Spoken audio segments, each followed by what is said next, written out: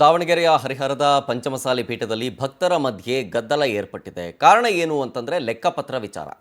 ಈ ಲೆಕ್ಕಪತ್ರ ವಿಚಾರಕ್ಕೇನೆ ಗಲಾಟೆ ಆಗಿದೆ. ಆ ಸಂದರ್ಭದಲ್ಲಿ ಪರ ವಿರೋಧ ಭಕ್ತರು ವಾಗ್ವಾದ ನಡೆಸಿದ್ದಾರೆ. ಆ ವಾಗ್ವಾದವೇ, ಆ ಸದ್ದು ಗದ್ದಲವೇ ಗಲಾಟೆಗೆ ಕಾರಣ ಆಯಿತು. ವಚನಾನಂದ ಸ್ವಾಮೀಜಿ ಬದಲಾವಣೆ ಬಗ್ಗೆಯೂ ಕೂಡ ಭಕ್ತರು ಚರ್ಚೆ ಮಾಡಿದ್ದಾರೆ. ಪಂಚಮಸಾಲಿ ಪೀಠದ ಎರಡು ಗುಂಪುಗಳ ನಡುವೆ ತಳ್ಳಾಟ ನೂಕಾಟವೂ ಉಂಟಾಗಿದೆ. ಈ ತಳ್ಳಾಟ ನೂಕಾಟದ ಸಂದರ್ಭದಲ್ಲಿ ಕೆಳಗಿಬಿದ್ದು ರಾಜ್ಕುಮಾರ್ ಅನ್ನೋರ ಎದೆಗೆ ಪೆಟ್ಟು ಬಿದ್ದಿದೆ. ಇದು ವಚನಾನಂದ ಸ್ವಾಮೀಜಿಯವರ ಮುಂದೆಯೇ ನಡೆದಿದೆ ಅಂತ ಘಟನೆ. ಸದ್ಯ ಗಾಯಗೊಂಡವರನ್ನು ಆಸ್ಪತ್ರೆಗೆ ದಾಖಲು ಮಾಡಲಾಗಿದೆ. ಸ್ವಾಮೀಜಿಗಳು ಸರಿಯಾಗಿ ಮಠದಲ್ಲಿ ಇರಲ್ಲ ಅಂತ ಭಕ್ತರು ಆರೋಪ ಮಾಡ್ತಾ ಇದ್ದಾರೆ. ಈ ಹಿನ್ನೆಲೆಯಲ್ಲಿ ಚರ್ಚೆಗೆ ಅಂತ ಕರೆಯಲಾಗಿರುತ್ತೆ. ಆ ಸಭೆಯಲ್ಲಿ ವಾಗ್ವಾದ ಆಗಿರುತ್ತೆ. ವಾಗ್ವಾದ ಹಲ್ಲೆಗೆ ಟರ್ನ್ ಆಗುತ್ತೆ. ಹರಿಹರ ಠಾಣೆಯಲ್ಲಿ ಇದ್ರ ಬಗ್ಗೆ ಕಂಪ್ಲೇಂಟ್ ದಾಖಲಿಸಿದ್ದಾರೆ ಮಠದ ಆಡಳಿತಾಧಿಕಾರಿಗಳು.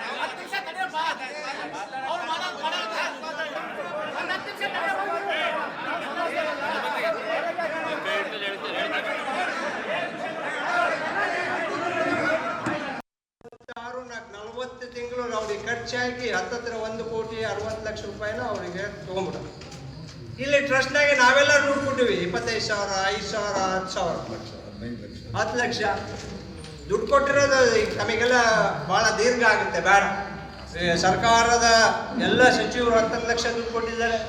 ಹೊರ ಜಾತ್ರೆಗೆ 1.5 ಕೋಟಿ ರೂಪಾಯಿ ಕೊಟ್ಟಿದ್ದಾರೆ. ಹಿಂದಿನ ಹೇಳಿದ್ದಾರೆ. ಯಾಕೆ ಆಪಾದನೆ ಮಾಡ್ತಿದ್ದಾರೆ ಅಂದ್ರೆ, ಬಸವರಾಜ ಬೊಮ್ಮಾಯಿ ಅವರು ಶಿಗ್ಗಾಂವ್ನಲ್ಲಿ 2 ಎಕರೆ ಭೂಮಿ ಕೊಟ್ಟಿದ್ರು ನಿಮಗೆ ಸಮಾಜಕ್ಕೆ ಅಂತ ಹೇಳಿದ್ರು.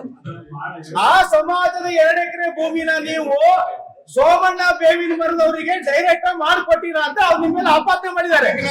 ನೀವು ಹೊನ್ನಾಳಿಯಲ್ಲಿದ್ದಾಗ ಸಮಾಜದಿಂದ ಅವ್ರು ಕರ್ಕೊಂಡ್ಬಂದು ಸಮಾಜದ ಕೊಂಡಿಯಾಗಿ ಕೆಲಸ ಮಾಡ್ರಿ, ನೀವು ಅವ್ರೆಲ್ಲರೂ ಸೇರಿ ಜೊತೆಗೂಡಿಸಿ ಸಮಾಜದ ಮರ್ಯಾದೆ ತೆಗಿಬಾರ್ರಿ ಅಂತ ಹೇಳಿ ನಿಮ್ಮನ್ನ ಕರ್ಕೊಂಡ್ ಬಂದಾರೆ. ನೀವು ಸಮಾಜದ ಕೊಂಡಿಯಾಗಿ ಕೆಲಸ ಮಾಡ್ಬೇಕು ಅಂತ ಸಮಾಜ ನಿಮ್ಮನ್ನ ಕರ್ಕೊಂಡ್ ಬಂದಿತ್ತು. ನೀವು ಸಮಾಜನ